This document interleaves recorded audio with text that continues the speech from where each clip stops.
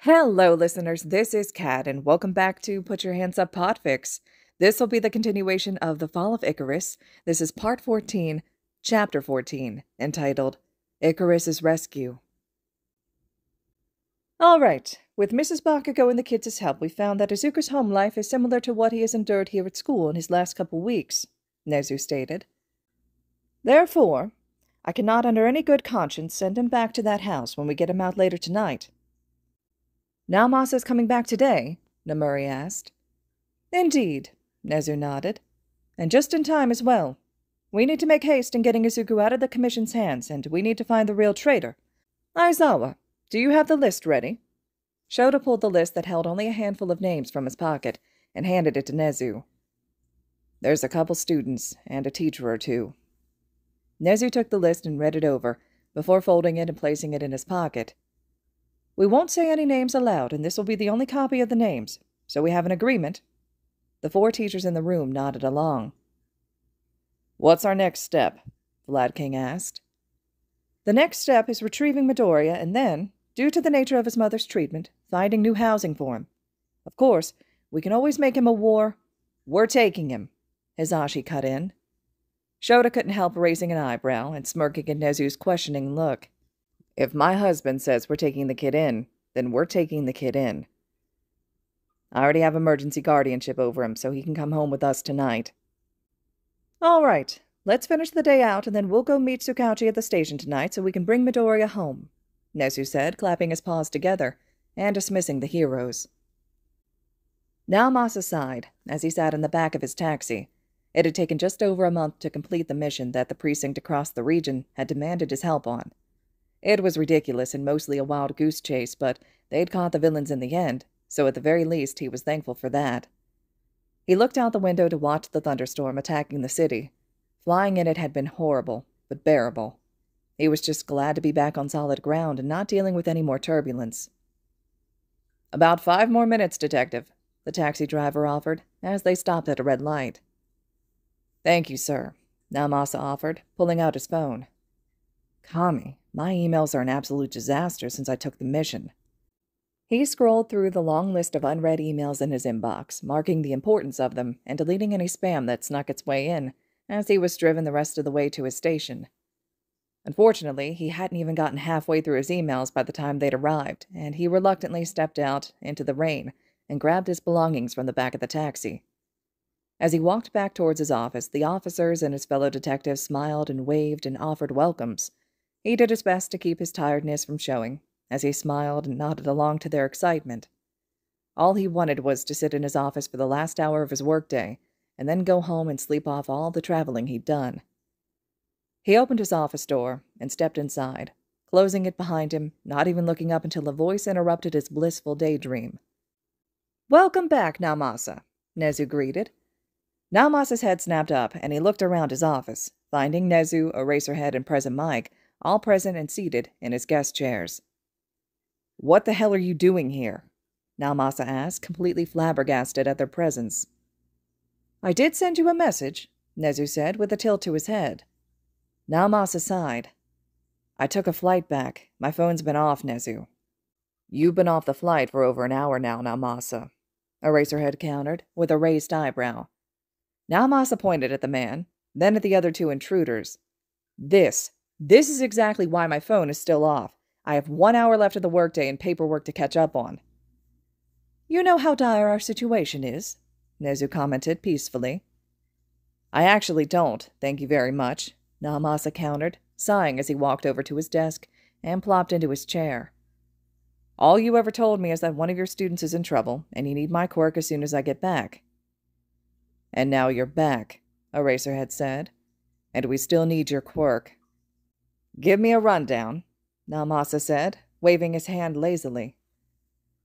The commission decided to expose the fact that UA has a traitor to the general public.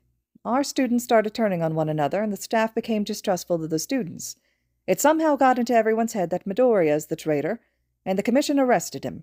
He's been in custody undergoing who knows what type of interrogation tactics for over a month now, Nezu quickly explained. That's a very quick SparkNotes version, Present Mike added helpfully.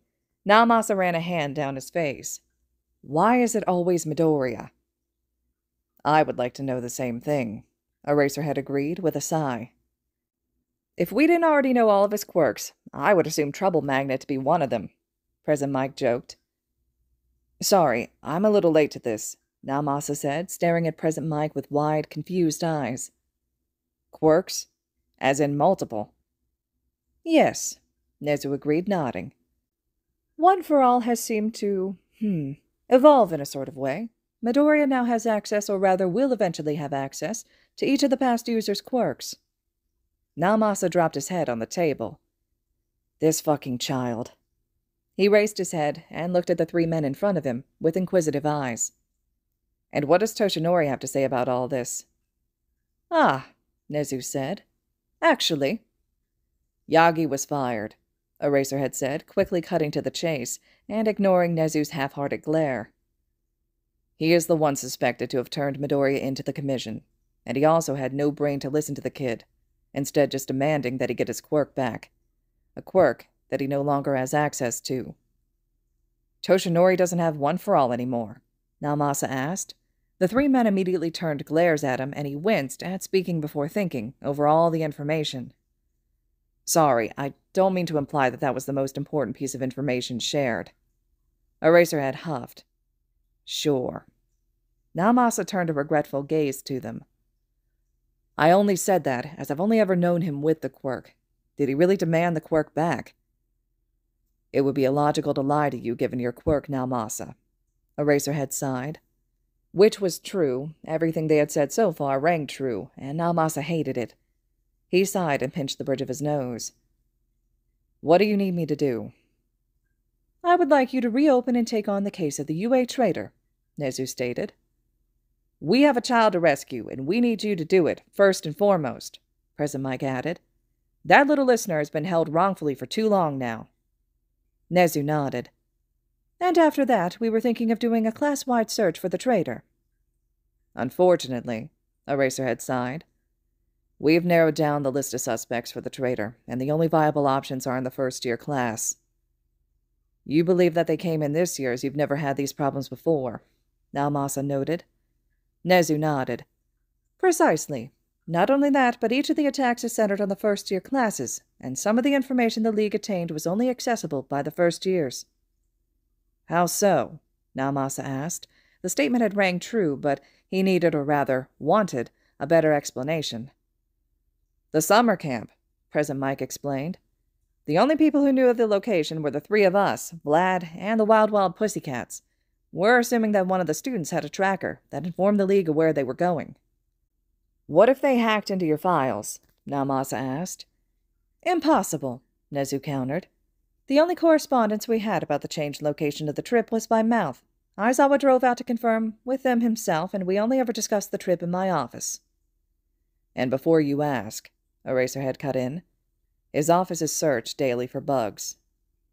Naomasa nodded. This case was a pain in everyone's ass with how smart the villains had gone about their plans. How narrowed down is your list? We have about 4 students up to the bar right now, President Mike offered. Though it's really 2 we've had close eyes on. We already searched everyone's dorms and moved them around, which helped us narrow down the list, though not really by much in the long run, Eraserhead added.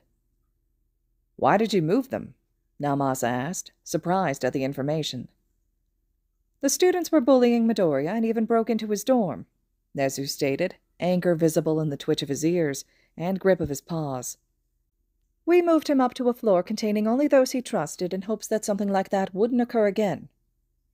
Though moving one student was tricky, and we decided to create a new floor plan and moved most of the students around, Eraserhead admitted. I see, Naomasa said, opening his computer and looking through the closed case files. I might have to prove Midoriya innocent before I open his case file, but I'll flag it so that it'll be easier once that's done. Nezu clapped his paws together. However it works, thank you very much. Naomasa waved his hand dismissively, as he found the case file he was looking for and flagged it, as he'd mentioned. Midoriya has been nothing but a hero. I don't know how Toshinori's being so dense about this. President Mike said hesitantly. Naomasa looked up wearily, knowing the man was about to add another task, to the ever-growing list. We actually need Midoriya's mother looked into, as well as a custody change. Naomasa raised an eyebrow at this. Midoriya Inko? What happened there? Bakugo went to her house to inform her of Midoriya's arrest, and we found out some rather unsavory behavior, Nezu explained.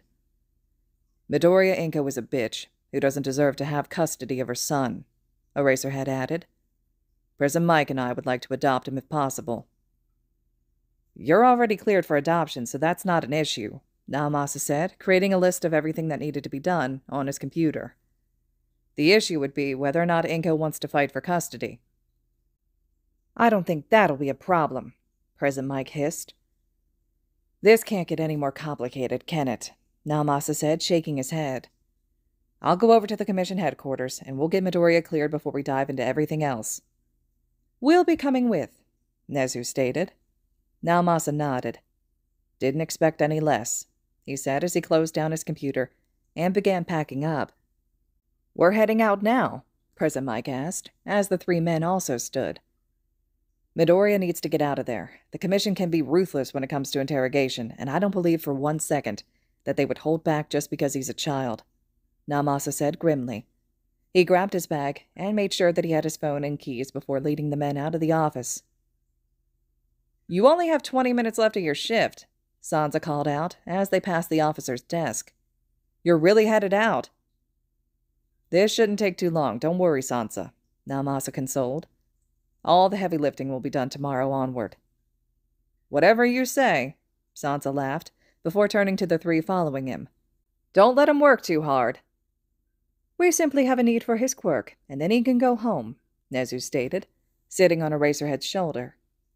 None of the officers said anything else to them as they left the station and piled into Prism Mike's car that was parked out front. Naomasa was just glad that the blonde was driving rather than Eraserhead, as he had been in too many car rides with the man that had almost nearly gotten them in accidents. All right, listeners, this concludes Chapter 14 of The Fall of Icarus. Chapter 15 will be up next. I'm eager to hear your thoughts and reactions to this one. We finally have Naomasa back on the scene, so drop your comments below, and as always, thank you all so much for listening.